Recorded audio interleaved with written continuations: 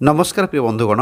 आज मु आपको अर्शर संपूर्ण आयुर्वेद चिकित्सा अर्श रोग कहीं हुए, अर्श रोग क्या कहुए, तार चिकित्सा कौन, अर्श रोगर कष्ट हेले तार उपचार कौन करें, सब विषय आपण मानक मु पुंखानुपुंख भाव में कहबी।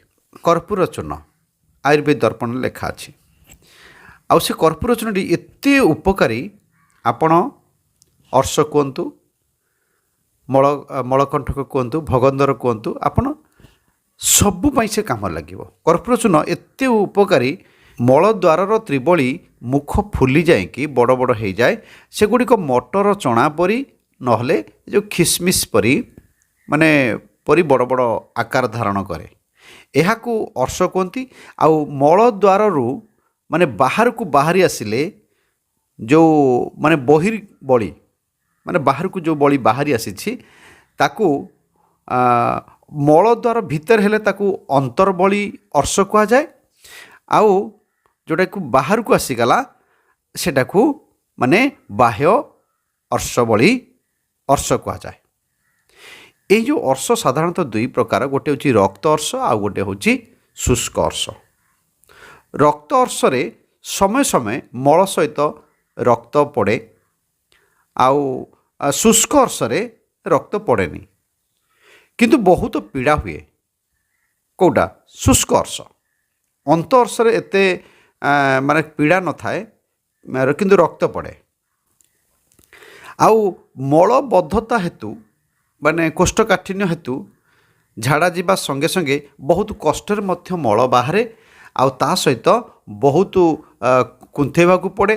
कुंथेवा द्वारा यह अर्श रे परिणत हो जाए।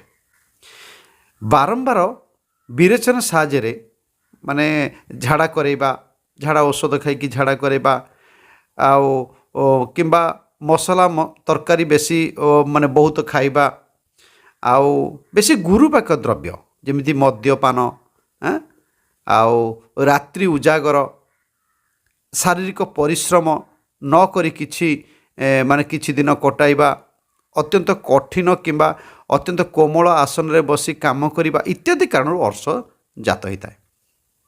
जदि आपणकर लिभर बिगड़ी जाए बा यकृत बिगड़ी जाए, अर्श मध्य जात हुए। मलद्वार निकट में कुटकुट हेबा, कंटा गेंजिला परी फुटी जावा, बेले बेले छुंची रे फुटला परी आपण लक्ष्य करथिबे फुटी जाउथिबो, सेथिरे मध्य वेदना हुए। झाड़ा बंद हो जाए, आपण झाड़ा बसवाई इच्छा होथिबो किंतु झाड़ा सफा हेबनी।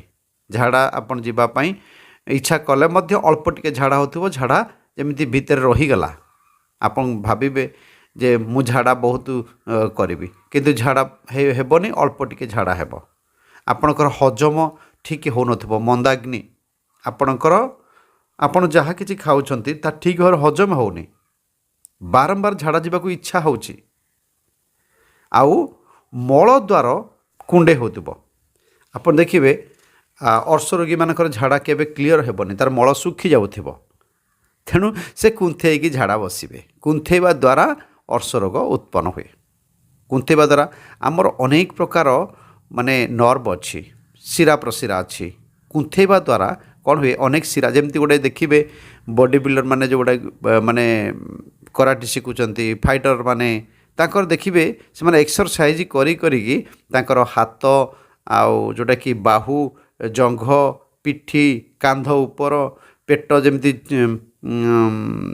सब भांग भांग हो जाइथिबो। आपण देखुथिबे से केमिति हुए एक्सरसाइज करिया द्वारा। ये सब शिरा गुड़ा सब शिरा प्रशिरा सब कौन हुए, मांसपेशी कौन हुए, सब फुली जाए। आमे जदि बारंबार सुखिला झाड़ा होथिबो, झाड़ा क्लीयर हो नथिबो, आपण जदि बारंबार कुंथेई हेबे, झाड़ा कठिन रे आमर माने कष्ट रे आपण झाड़ा बसिबे। झाड़ा बसिया द्वारा कौन हेबो, धीरे धीरे आपणकर जो माने गुद्र नाड़ी रे बा आपणकर पिचारे जो माने नाड़ी सब अच्छी, अनेक शह शह नाड़ी अच्छी, इस नाड़ी सब कौन हुए, सी भी गोटे एक्सरसाइज हैला परी से कुंथेइला परे कुंथेइबा भितर सी बाहरी जाए। जोटा भितर रहे बेले बेले कठिन झाड़ा सकाशु फाटी जाए, रक्त बाहर। आ जोटा बाहर को बाहरी आसता शुष्क अर्श, भितर जोटा रहिला सेटा सब फुली जाए, जमती गोटे एक्सरसाइज हैला परी से न माने से गुड़ा सब फुले। फुलिबा द्वारा कौन हुए, सेटा माने बाहर को बाहरी आसे। କେତେକ ବାହାରକୁ ବାହାରିছে ସେଟା ହେଉଛି ଶୁଷ୍କ ଅର୍ଶ, ଯେଉଁଟା ଭିତରେ ରହିକି ଫାଟେ ସେଟାକୁ ଅନ୍ତ ଅର୍ଶ କୁହାଯାଏ। ତେଣୁକରି ଏହାର ଉପଚାର ମାନେ ମୁଁ ଦେଖିଲି ଆୟୁର୍ବେଦ ଦର୍ପଣରେ ଗୋଟେ ବହୁତ ବଢ଼ିଆ ଔଷଧଟିଏ ଲେଖା ହେଇଛି, ଆଉ ଠିକ୍ ରୀତିନୀତି ବିଧି ଅନୁସାରେ ସେଟାକୁ ମୁଁ ତିଆରି କରୁଛି। ଅନ୍ୟମାନେ କେଉଁଠି କିଏ ତିଆରି କରୁଥିବେ ଆପଣମାନେ ସେଟାକୁ ପାଇପାରିବେ।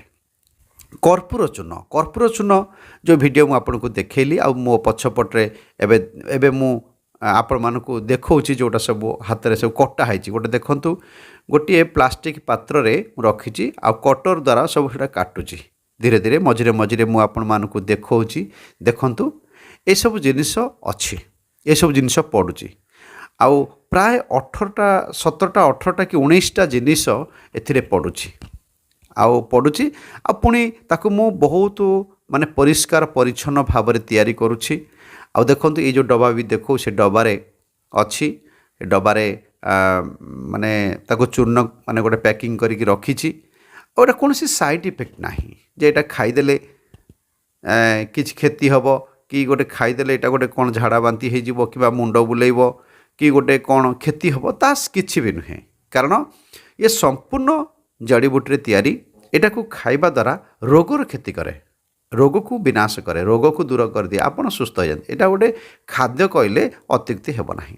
ଆଉ ମୁଁ କହିବି ଆପଣମାନଙ୍କୁ, ବହୁତ ବର୍ଷ ହେଲା ମୁଁ ଏଇଟା ତିଆରି କରିକି ଲୋକମାନଙ୍କୁ ଦେଉଛି, ଏବେ ମଧ୍ୟ ମୁଁ ଦେଉଛି। ଯଦି ଆପଣମାନେ କମେଣ୍ଟସରେ ଲେଖିବେ, ଯଦି ଆପଣଙ୍କର ଅର୍ଶ ଅଛି, ଭଗନ୍ଦର ଅଛି, କିମ୍ବା ମଳକଣ୍ଟକ ଅଛି, କିମ୍ବା ଶୁଷ୍କ ଅର୍ଶ ହେଉ କିମ୍ବା ଅନ୍ତ ଅର୍ଶ ହେଉ, ଆପଣ ଯଦି କହିବେ ତାହେଲେ ମୁଁ ଆପଣଙ୍କ ସହିତ ମୁଁ ନେକ୍ସଟ ଭିଡ଼ିଓରେ ମୋର ଠିକଣା ଦେବି ବା ମୋର ଫୋନ୍ ନମ୍ବର ଦେବି। ଆପଣ ଫୋନ୍ ନମ୍ବର ମାଧ୍ୟମରେ ଆଉ ଆପଣ ଆସିପାରିବେ, ଆଉ ଆପଣ ମେଡ଼ିସିନ୍ ନେଇକି ଆପଣ ସୁସ୍ଥ ଜୀବନ କାଟିପାରିବେ।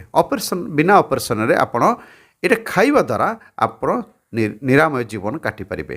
ଯଦି ଆପଣ ମୋର ଭିଡ଼ିଓ ଦେଖୁଛନ୍ତି ପ୍ରଥମ କରି, ତାହେଲେ ମୁଁ ଆପଣମାନଙ୍କୁ ଅନୁରୋଧ କରିବି, ଆପଣମାନେ ଗୋଟେ ସବସ୍କ୍ରାଇବ୍ କରିଦିଅନ୍ତୁ, ତାପରେ ଗୋଟେ ଲାଇକ୍ କରନ୍ତୁ। ଆପଣମାନଙ୍କର ଯଦି କେହି ସାଙ୍ଗସାଥି ଏମିତି ଅର୍ଶ ରୋଗରେ ପୀଡ଼ିତ ଅଛନ୍ତି, ଅର୍ଶ ରୋଗ ହେଉ, ଭଗନ୍ଦର ହେଉ, ମଳକଣ୍ଟକ ହେଉ, ଅନ୍ତର ଅର୍ଶ ହେଉ କିମ୍ବା ବାହ୍ୟ ଅର୍ଶ ହେଉ, କୌଣସି ଅର୍ଶରେ ସେ ପୀଡ଼ିତ ଅଛନ୍ତି, ଆପଣ ଏଇ ଭିଡ଼ିଓଟି ତାଙ୍କ ନିକଟକୁ ସେୟାର କରନ୍ତୁ। ଆଉ ସେ କମେଣ୍ଟସ୍ ବକ୍ସରେ ଗୋଟିଏ କମେଣ୍ଟସ୍ ଦିଅନ୍ତୁ। ମୁଁ ଆପଣମାନଙ୍କର କମେଣ୍ଟସ୍ ପଢ଼ିକି ନିଶ୍ଚୟ ଖୁସି ହେବି, ଆଉ ନିଶ୍ଚୟ ନେକ୍ସଟ ଭିଡ଼ିଓ ମୁଁ ବନେଇବି। ଆଉ ବିଭିନ୍ନ ରୋଗ ପାଇଁ, ବିଭିନ୍ନ ଗଛ ଜାଣକାରୀ ପାଇଁ, କାରଣ ମୋର ଏଇ ଯେଉଁ ଚ୍ୟାନେଲଟା ହେଉଛି ଜଡ଼ିବୁଟି ଜାନକାରୀ ଓଡ଼ିଆ, ଏ ଚ୍ୟାନେଲ ଆପଣମାନଙ୍କ ପାଇଁ। ଆପଣମାନେ ଯଦି ସପୋର୍ଟ କରିବେ, ନିଶ୍ଚୟ ଆଗକୁ ଆହୁରି ନୂଆ ନୂଆ ଭିଡ଼ିଓ ବନେଇବି, ନୂଆ ନୂଆ ଗଛର ବିଷୟରେ ଜାନକାରୀ ଦେବି। ଆଉ ନିଶ୍ଚୟ ଅନେକ ଲୋକ ଆୟୁର୍ବେଦିକକୁ ଗ୍ରହଣ କରନ୍ତୁ, ଆୟୁର୍ବେଦିକ ଖାଆନ୍ତୁ, ବିନା ସାଇଡ଼୍ ଇଫେକ୍ଟରେ ଆପଣମାନେ ସୁସ୍ଥ ନିରାମୟ ଜୀବନ କାଟନ୍ତୁ। ଭିଡ଼ିଓଟିକୁ ଶେଷ ପର୍ଯ୍ୟନ୍ତ ଦେଖିଥିବାରୁ ବହୁତ ବହୁତ ଧନ୍ୟବାଦ।